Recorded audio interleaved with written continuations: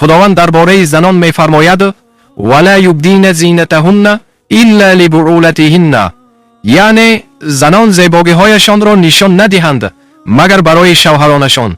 اما شما در شبکه‌های اجتماعی زیبایی‌هایتان را برای تمام مردان به نمایش گذاشته اید که این مخالفت آشکارا با حکم خداوند است.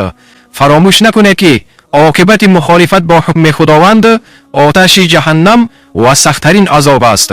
چرا ما بر گناه اصرار داریم؟ نمیدانم چرا.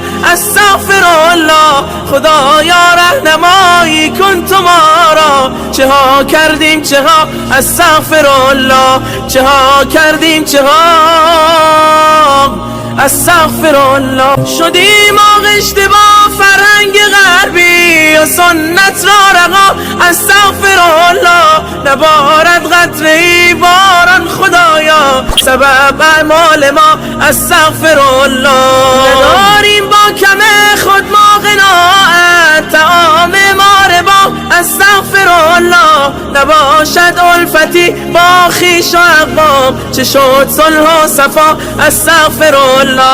نبویی از صداقت در سخنها، نماد عهد و وفا، استغفرالله. شده غیبت به هر مجلس چه شیری، که این هم شد غذا، استغفرالله، که این هم شد غذا، استغفرالله.